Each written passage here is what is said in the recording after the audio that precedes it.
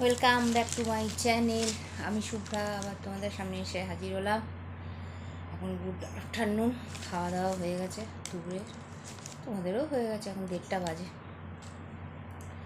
আর তোমাদের দাদা নেই তো আমি তাড়াতাড়ি করে খেয়ে নিয়েছি, একটু মাছের ঝোল ভাত খেয়ে নিয়েছি। এখন বসেছি দেখো না এই কারি ওষুধ নিয়ে। এই সকাল বিকেলে না ওষুধ খেতে আমার ভালো লাগে না। তার আগে বলি, তোমরা কে কেমন আছো? আশা করি তোমরা সবাই ভালো আছো।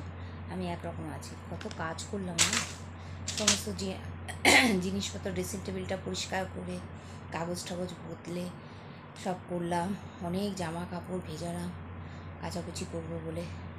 কালকে কাচাকুচি করবো, আজকে একটু ভিজিয়ে রাখলাম, সময় হয়ে ওঠে না।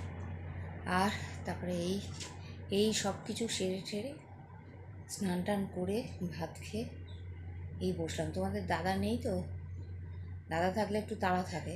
আর আমি এই কাজ করছি ওই কাজ করছি, টুকটুক টুকটুক করে এটা পরিষ্কার করছি ওটা পরিষ্কার করছি, এই করছি। আর এখন এই ওষুধ নিয়ে বসেছি কারিটা। দুবেলা ওষুধ খেতে না ভালো লাগে না একার সময়, জানো তো, কিন্তু না খেলেও না, হার্টের প্রবলেম। তারপরে তোমরা কে কী করছো বলো, এই আর কি। তাই ভাবলাম তোমাদের সঙ্গে একটুখানি কথা বলি আর কি। আশা করি তোমরা সবাই ভালো আছো, আমি একরকম আছি। উফ, কী গরম, গরমের জ্বালায় পাচ্ছি না।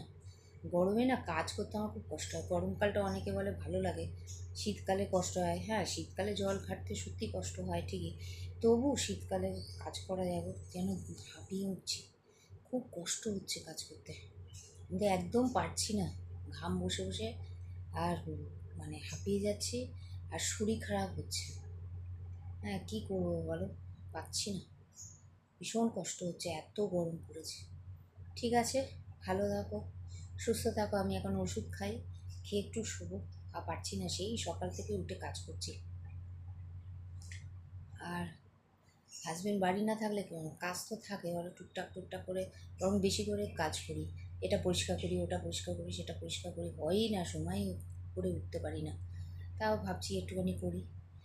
ঠিক আছে, ভালো থাকো, সুস্থ থাকো, আমার শুভেচ্ছা নিও এই গরমে। ঠিক আছে, টাটা, রাখছি।